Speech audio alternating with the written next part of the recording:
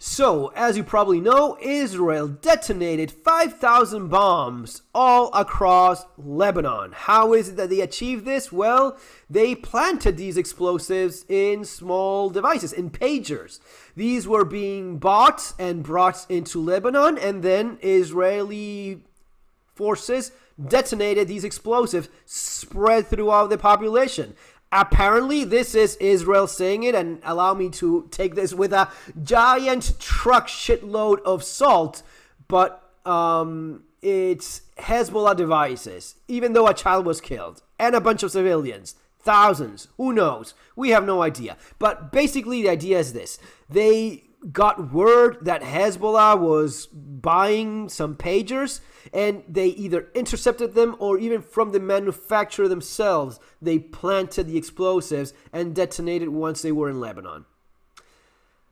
This is kind of, keep in mind, in case you're not familiar with the situation, this is Israel, even though it's constantly growing. This is Golan Heights, occupied by Israel. This is the Gaza Strip, which you probably know, blown to hell. West Bank, mess of its own, but this is Lebanon. It's a separate country.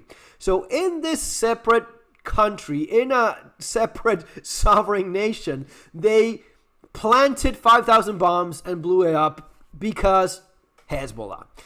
It's getting to the point where, okay, how many different countries can you plant bombs and blow up in the middle of the civilian population and just claim that, yeah, it's just we're looking for this guy?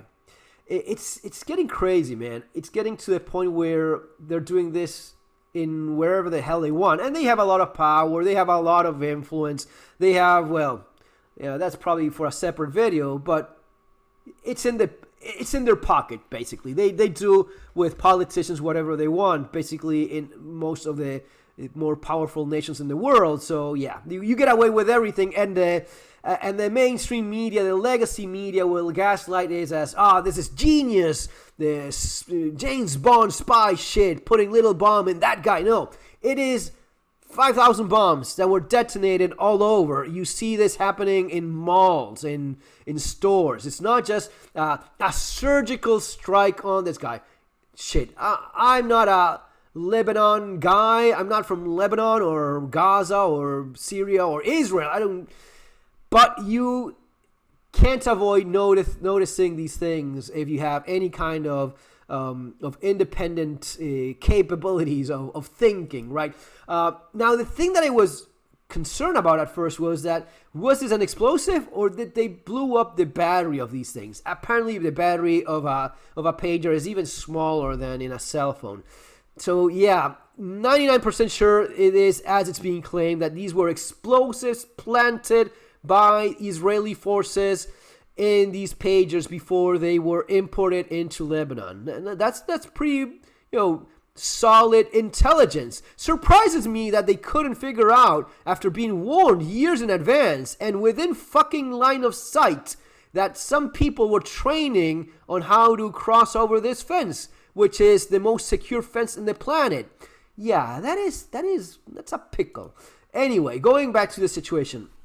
Now, the thing that I think is worthy of mentioning and bringing up in the Modern Survivalist channel is we are constantly under surveillance. You have a surveillance device in your pocket all day long. We knew that already. And whoever it is that's running the world, and let's not get demonetized here, guys, but figure it out on your own. We knew that. Now, the thing that I'm now waking up to is you may have a bomb in your pocket as well. Why? Well, because they don't need to plant an explosive in your iPhone. They just need to make it overheat and have it blow up. And let's make this super short and sweet. This is basic logic and common sense. Do you have a cell phone in your pocket? Yes, or your bag, wherever it is. Does that cell phone have a lithium-ion battery that is potentially capable of blowing up? Yes, because it has happened before numerous times. Laptops, cell phones, accidents do happen. They do blow up. Is it possible that there's a way of hacking the software to the extent, and the answer is yes. Can the software be hacked so that battery is made to overheat up to the point in which it blows up, either when it's charging, or hell, maybe even have it blow up in your in your pocket out of something that it does on its own? I think it is. I have no doubt that they can do this when it's connected and charging, because that happens already accidentally. So if it happens accidentally, they can hack it so as to have that happen on their own. You just remove any limit to the charge. There's no physical thing that would stop it, and the software is definitely hackable. Yes, at a certain level, it can be hacked to that extent. You don't need to. You don't need to install new firmware in your phone. You don't need to wipe it all clean and install like Mint or Linux or something like that. No, it can be done. These guys have those capabilities. They have that level of clearance within these companies. They own them, so they have the power to do these things. It is very concerning. I will just keep that in mind.